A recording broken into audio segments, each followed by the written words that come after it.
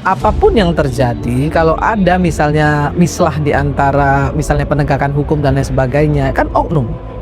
Nggak bisa kemudian juga digeneralisir. Nah, mereka bilang nggak percaya. Kalau mereka nggak percaya, nggak usah berada di republik ini. Percaya aja sama negara yang mereka percayai. Itu penghinaan loh terhadap Indonesia. Minta dicek di Singapura. Ya jadi warga negara Singapura aja. Itu. Ini nggak akan pernah selesai orang-orang ini, ya.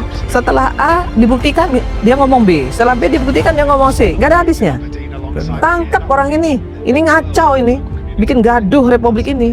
Kalau saya wah udah tangkap aja. Politikus Partai Nasdem, Irma Suryani Caniago, angkat bicara terkait polemik keaslian ijazah mantan Presiden Jokowi yang terus digulirkan sebelah pihak. Irma menilai, kelompok yang terus meragukan hasil penyelidikan resmi Bareskrim Polri adalah pihak-pihak yang memaksakan kehendak. Ia bahkan menyamakan kelompok tersebut dengan pihak-pihak yang pernah membantai jenderal-jenderal pada tahun 1965. Irma juga menyentil tuntutan agar keaslian ijazah Jokowi diperiksa oleh laboratorium forensik luar negeri seperti di Singapura. Mereka ini pada dasarnya adalah manusia-manusia yang menghalalkan segala cara, ya, kemudian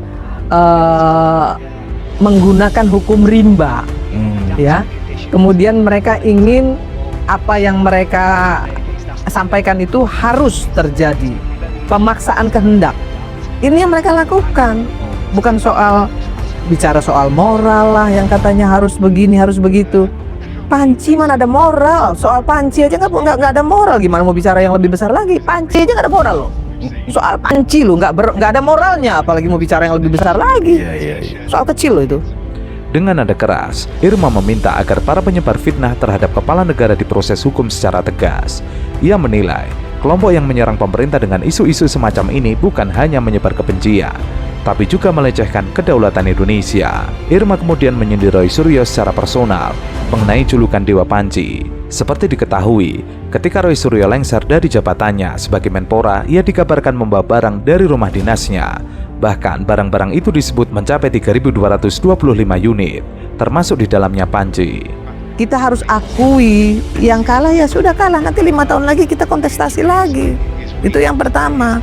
Yang kedua, kalau mau bicara soal persaingan misalnya nih Bang, ya 2029 takut nih dengan Gibran misalnya kan, ya nggak usah ada kontestasi, nggak usah ikut kontestasi dong.